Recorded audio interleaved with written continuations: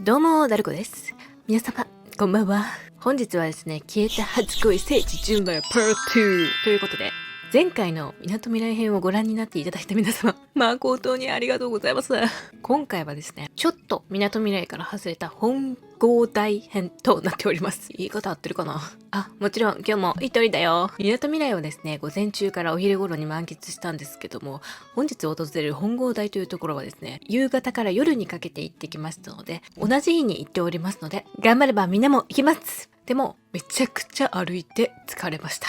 そもそもですね、本郷大ってどこでんのという皆様にご説明させていただきます。本郷大とはですね、港未来から電車で約1時間ほどで到着いたします。結構、ちょっと遠いですね。基本的にここでの撮影は夜に行われたシーンが多いので、私は夕方から夜にかけて行ってきました。まずはじめにですね、第8話に出てきたラーメン屋。みんな覚えてますでしょうか？世界一おしゃれなラーメン屋に向かいたいと思います。なぜならですね、営業時間が6時からなんですよ。なので、それに合わせて開店同時に入ったろうっていう魂胆で行ってきました。やって一人やからさ、あんま混んでる時にね、行くと気まずいやんか。いや、お前、ラーメン屋の話しながらどんだけ駅の場所を映しとんねん。と思われた皆様、すみません、これには理由があるのです。もう少し我慢してくださいませ。一人オタ活の大変なところは、人ができるだけいない時を見計らっていくっていうところだから、そこをね、ちゃんと計算していくといいと思います。ちなみにですね、閉店時間が8時っていう意外と早いんですよね。私の中でラーメン屋ってさ、夜中まで開いてるイメージやん。やけど、ここはおしゃれなんですよ。おしゃれやから8時に閉まります知らんけど。お昼もですね、11時から15時まで開いているので、お昼でも全然いけるよ。なんと、皆さんご覧ください。なんと、ラーメン屋の途中でラウールとショッピーに遭遇いたしました。ダルコさん、イダのラーメン食べたね。と、ラウールが言っておるのが、皆さん聞こえますでしょうか？おいダルコ、モス食べた方がよくね。と、ショッピーが言ってるのも聞こえるけど、ちょっとごめんやで、ショッピー。うちはもう、ラーメンの口になっとります。お願いします。ということで、ラーメン屋に向かいます。あれここら辺がラーメン屋のはずやねんけどな。えらい暗いな。この時、ダルコはついに呼吸が止まりました。ヒー君の呼吸して呼吸さえも聞こえなくなるくらい、意識が遠のきました。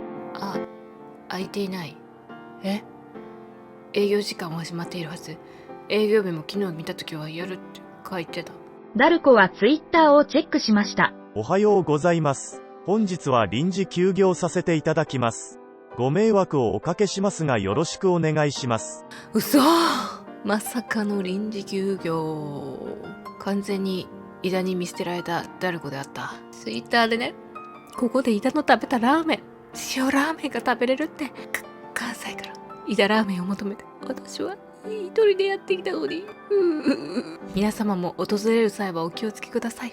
おしゃれなラーメン屋さんはよく臨時休業をする。なぜならおしゃれだから、自分たちのスタイルで自由に働いてるから。私もそんな働き方を目指すよ。ありがとう。ラーメンフリーバード。フリーバー、フリーバー、どこかに答えがあるのなら、いつか飛び回ることを忘れてしまうよ。イダとの距離も寂しい時間も回り続けるからいいんだと思います。しかしですね、皆さん、空いていないですけど、ここで井田と青木と岡野先生のやりとりがあったことは間違いないんです。井田がさ、ここで、なんかあった？青木に聞くんですよ。そしたら、別に、もう行こうぜ。と言ってラーメン屋に入ろうとする青木。そして井田は岡野先生に近づき、睨みを聞かせて、一緒にラーメン食べませんか？という井田の嫉妬爆発シーンでございます。ありがとうございます。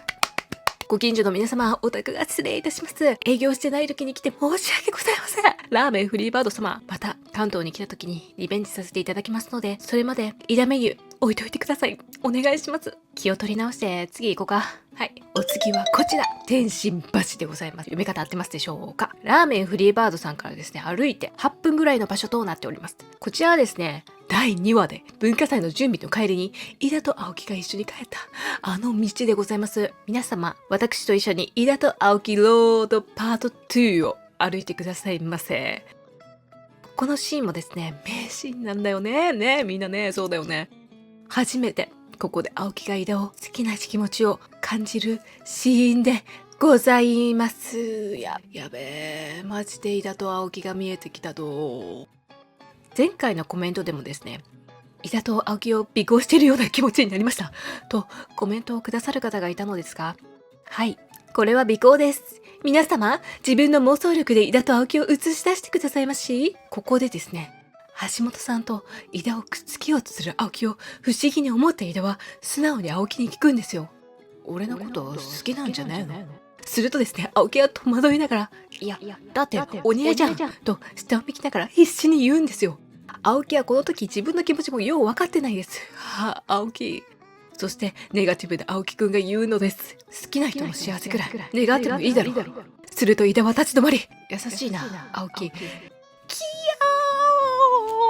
ー！井田のその思ったこと、何でも言うてまうところがみんな大好き、大好きよ。そして井田様はおっしゃいます。俺なんか、なんて言うなよ。その言葉に心を打たれた青木が一筋の涙を浮かべるのです。青木、井田、青木、フォーエバーラブ。心がざわめく。始まりの予感？橋本さんが気になって気づけなかったんだ。僕の瞳の行く先が井田だってことを。本当はまだ隣でただ青木を感じて、ほら、そっと、ずっと、優しさ、わけあって。ちなみに井田が最後に立ち止まっていた場所はここだと思われます。目印はこの謎の植物。でもなんかここじゃないような気もしてきた。ちょっとよくわかりません。ごめんなさい。ちなみに先ほど天津橋って言ったんですけど、この遊歩道自体の名前はイタチ川遊歩道って言うんですよね。イタチ川遊歩道は消えた初恋でも何度も出てくるんですよね。青木とイタだけじゃなくて、第4話であっくんと青木がアメリカンドッグを一緒に食べてた場所であったりとか、第7話で橋本さんとあっくんがですね、話しながら歩いていた川沿いの道がこちらのイタチ川遊歩道なんですけど、なんかえらい長いんだよね、心。めちゃくちゃ長かった。なんとですね、皆さん、ラーメン屋に行かなかった誰かは、なんとこちらで2時間も歩きました。実はですね、2時間歩き回ったのは他の理由もあるんです。第8話で、井田が岡野先生をおんぶしていたシーンもここら辺で撮影されていたそうなんですが、決定的な場所が分からず、誰かは迷子になりました。そして謎の人形とも出会いました。夜見たらくっそ怖い。きっと青木と井田も見たかな、知らんけど。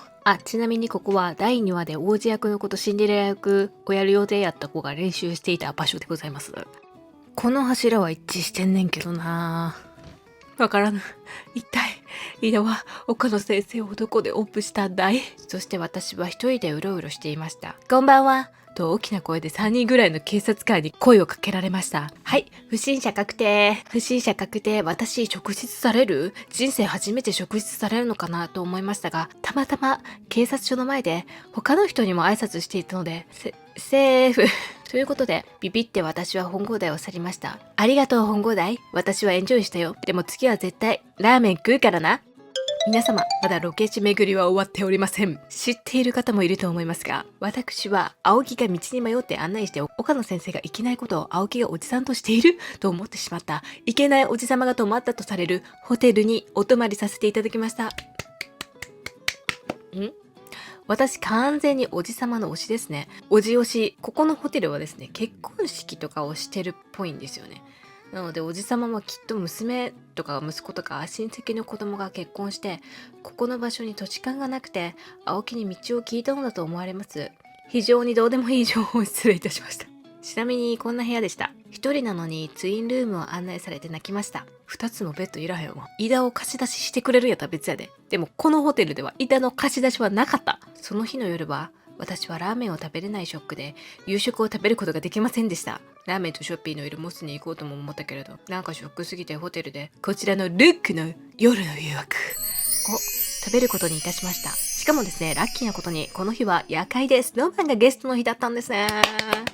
だからテンション爆上がり。一人でルックを食べて夜会見れたので、ドルコは元気を取り戻しましたとさ。消えた初恋のおかげで私はとっても素晴らしく充実した一日を送ることができました。ほんまにありがとう。今回訪れた場所も概要欄に貼っておきますので、聖地巡りの参考にぜひしてください。次回は消えた坂越の聖地巡礼に行きたいと思います。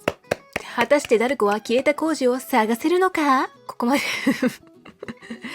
ここまで見ていただき、いつもありがとうございます。皆さんはいつもコメントありがとうございます。これからも一緒に私と小田活をしてください。よろしくお願いします。以上、ダルコでした。バイバイ。